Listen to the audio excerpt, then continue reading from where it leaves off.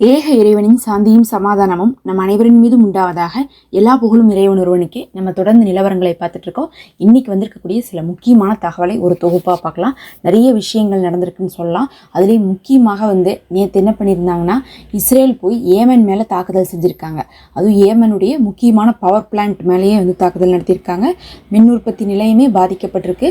வெறும் மின் உற்பத்தி நிலையம் மட்டும் கிடையாது. மின் உற்பத்தி நிலையம் அப்படிங்கிறது ஒரு ஊருடைய முக்கியமான ஒரு இன்ஃப்ராஸ்ட்ரக்சராக இருக்குது. அப்படி இருக்கும்போது அங்கிருந்து எங்கெல்லாம் கரண்ட் போகக்கூடிய இடமா இருந்துச்சோ அங்கே எல்லாமே நேற்று ஃபுல்லாக பவர் ஷட் டவுன் ஆயிருக்கு.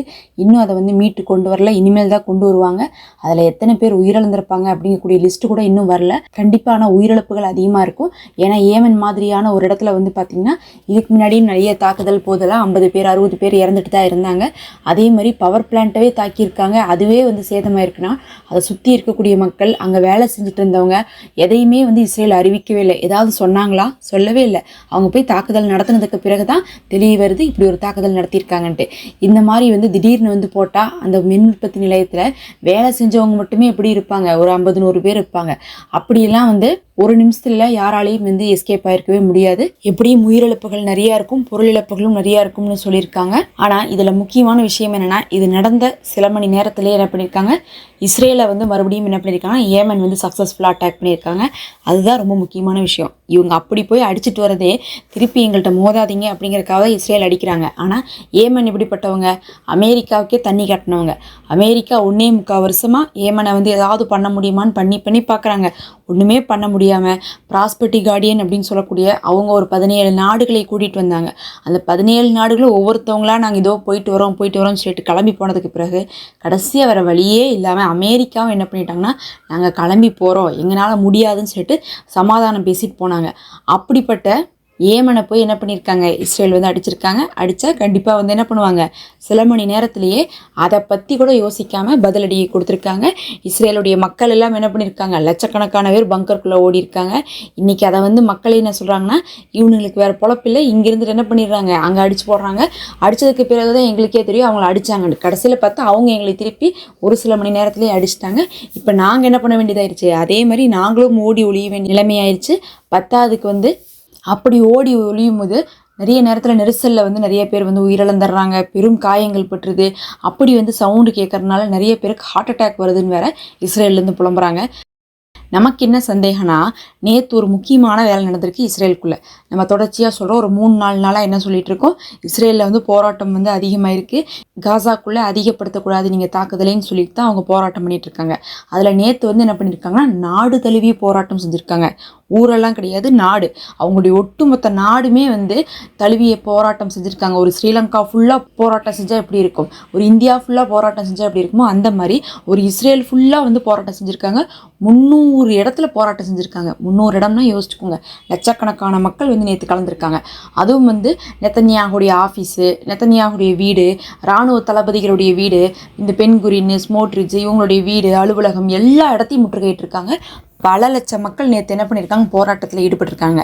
இதை என்ன பண்ணக்கூடாது, ஹைலைட் பண்ணக்கூடாது அப்படிங்கிறதுக்காகவே இஸ்ரேல் என்ன பண்ணிட்டான், இருங்க உங்களை கலைக்கிறதுக்கு என்ன பண்ண போகிறேன், ஏமன் அனுப்பிடுறேங்கிற மாதிரி இங்கிருந்து போய் அங்கே போய் எதையாவது ஒரு தாக்குதலை பண்ணிட்டு வந்துட்டா போதும், பதிலுக்கு அவங்க என்ன பண்ணுவாங்க, கண்டிப்பாக இஸ்ரேல் அடிப்பாங்க. இஸ்ரேலில் சைரன் வந்தால் என்ன ஆகும், உடனே போராட்டம் செய்யக்கூடியவங்கள பங்கருக்குள்ளே ஓடுவாங்க, போராட்டம் கேன்சல் ஆயிடும். இதுக்காகவே தான் இவங்க நேற்று இந்த வேலையை செஞ்சுருப்பாங்கன்னு சொல்லிட்டு நமக்கு நல்லாவே தோணுது. ஏன்னா இவங்க அப்பப்போ ஏமனை அடிச்சுட்டு தான் இருந்தாங்க. ஆனால் இப்போ ரீசெண்டாக பார்த்தா ஒன்றும் 2 வாரமாலாம் ஏமன் மேலே எந்த ஒரு தாக்குதலும் நடத்தப்படலை. அப்படி இருக்கும்போது நேற்று நாடு தழுவிய போராட்டம் நடக்கும்போது இது நடக்குதுன்னா, இஸ்ரேல் லட்சக்கணக்கான மக்களை ஒரே நேரத்தில் கைதி பண்ணுறது, ஜெயிலில் போடுறது, இதெல்லாம் செய்ய முடியாது. அப்படி செஞ்சால் இன்னும் நெத்தன்யாவுக்கு பிரச்சனை தான்.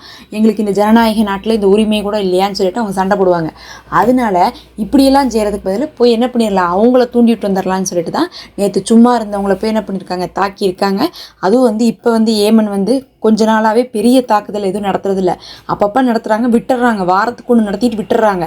அவங்களுக்கு தெரியும் மறுபடியும் நம்ம போய் அடித்தோம்னா திருப்பி என்ன பண்ணுவான், ஏமன்காரன் அடிப்பான்னு தெரிஞ்சுமே இஸ்ரேல் பண்ணியிருக்காங்கன்னா வெறும் அந்த போராட்டத்தை கலைக்கிறக்காக தான் இருக்கும். கடைசியில் என்ன ஆச்சுன்னா, இந்த சைரன் லட்சக்கணக்கான மக்கள் பங்கருக்குள்ளே போய் பேசாமல் உட்காந்துக்கிட்டாங்க. போராட்டமும் இல்லை, ஆர்ப்பாட்டமும் இல்லைன்னு சொல்லிட்டு. இன்றைக்கி அதுவும் பார்த்திங்கன்னா பெரும் பேசு பொருளாக மாறி இருக்கு.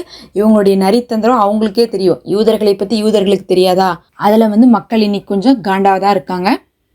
அடுத்து இதே நேரத்தில் வந்து இந்த தரைவழி தாக்குதலில் என்ன பண்ண போகிறாங்கன்னா இன்றைக்கி தலைமை தளபதி அறிவிச்சிட்டாரு. என்ன சொல்லிட்டாரு, நாங்கள் வந்து வேறு வழி இல்லை, கண்டிப்பாக வந்து என்ன பண்ண போகிறோம், உள்ளுக்குள்ளே வந்து போகிறோம், உள்ளுக்குள்ளே வந்து நாங்கள் போய் தாக்குதலை அதிகப்படுத்த போகிறோம். தரைவழி, வான்வழி, கடல் வழி 3 வழியாகவுமே அதிகப்படுத்த போகிறோம். அதுவும் புத்திசாலித்தனமாக வந்து நாங்கள் தாக்க போகிறோன்னு இருக்காங்க. ஏதோ புதிய யுக்தியெல்லாம் போட்டிருக்காங்களாமா.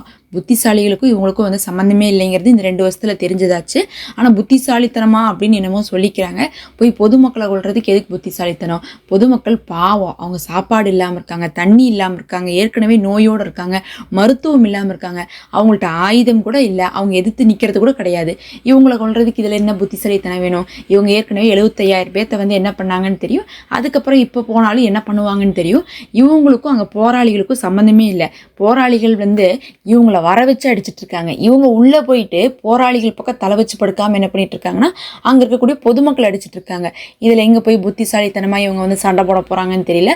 அதை வேற அறிவிச்சிருக்காரு இன்னைக்கு தலைமை தளபதி. அப்படின்னா இன்னைக்கு வந்து காசாக்குள்ளே இன்னும் அதிகமான படைகள் போகுது. வான் தாக்குதல் தொடர்ச்சியாக இனிமேல் தாக்குவோம், கடல் வழியிலிருந்தும் தாக்குவோம் இருக்காங்க. கடல் வழினா காசாவே வந்து பார்த்தீங்கன்னா கரையோர பகுதி தான். அந்த கரையோர பகுதியில் என்ன பண்ணுவாங்க, இஸ்ரேலுடைய இராணுவ போட்டெல்லாம் வரும், அங்கிருந்து என்ன பண்ணுவாங்களாமா, சுடுவாங்களாமா. ஏன்னா மக்கள்லாம் இப்போ எங்கே பண்ணியிருக்காங்கன்னா சிலர்லாம் வந்து பீச்சில் தான் டென்ட் போட்டு தங்கியிருக்காங்க, பீச்சுடைய கரையோரத்தில்.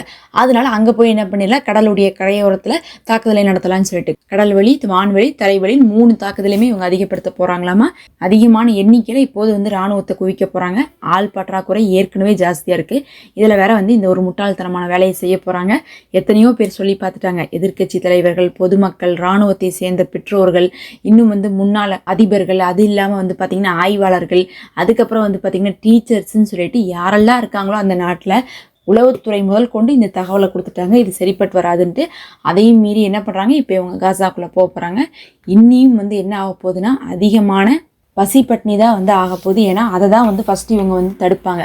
இவங்க உள்ளே போகாதப்பயே அதை தான் பண்ணுவாங்க. இப்போ உள்ளே வேற போகிறாங்கன்னா ஸ்பெஷல் ஃபோர்ஸ்லாம் அதை தான் அதிகமாக பண்ணுவாங்க.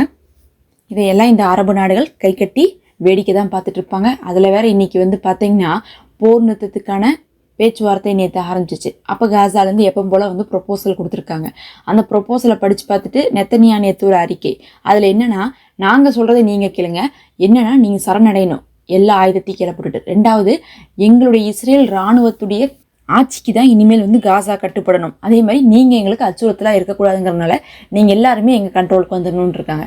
அதுக்கு காசாவில் இருக்கவங்க இதுக்கு எதுக்கு போய் சமாதானம்னு போயிட்டு ஒன்றும் தேவையில்லை, எங்கள் பேச்சு நீங்கள் கேட்குறதா இருந்தால் வாங்கன்னு சொல்லிட்டு நேற்று அந்த ப்ரொப்போசலை வந்து ரிஜெக்ட் பண்ணியிருக்காங்க.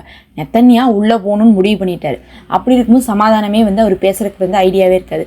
அந்த சமயத்தில் பேச்சுவார்த்தைன்னு சும்மா ஆரம்பிக்கிற மாதிரி ஆரம்பிச்சு விட்டுட்டு, நாங்கள் இதை சொன்னோம், அவங்க அதை சொன்னாங்க, அதனால பேச்சுவார்த்தை தடுங்கலாயிடுச்சு, நாங்கள் போய் அடிக்க போகிறோன்னு காட்டுறதுக்காக இதை பண்ணியிருக்காங்க. இது ஒரு வெத்து வேஸ்ட்டு. 15 நாளாக 20 நாளாக உள்ளே போகிறோம், தாக்குறோன்னு பேசிட்டாங்க, எல்லா முடிவும் எடுத்துட்டாங்க, அனௌன்ஸும் பண்ணிட்டாங்க. இந்த நேரத்தில் வந்து பேச்சுவார்த்தை தோல்வி அடைஞ்சிருச்சு, நாங்கள் சொன்னதை அவங்க கேட்கலைங்கிறாங்க. இவங்க சொன்னதை கேட்குற மாதிரியே இருக்குது. ஃபுல்லாக சரணடையணுமாமா, அதுக்கப்புறம் இஸ்ரேலுடைய கண்ட்ரோலுக்கும் வந்துடணுமாமா, நீங்கள் இஸ்ரேலுக்கு அச்சுறுத்தலாக இருக்கிறீங்கன்னு சொல்லுவாங்களாமா. அப்படி பார்த்தா இவங்க தான் வந்து காசாவுக்கு அச்சுறுத்தலாக இருக்காங்க, பாலஸ்தீனத்துக்கு அச்சுறுத்தலாக இருக்காங்க. அதுக்காக இவங்க இங்கேருந்து அமெரிக்காவுக்கு போயிடுவாங்களா? இதெல்லாம் ஒரு முட்டாள்தனமான அறிக்கைன்னு தான் சொல்லணும்.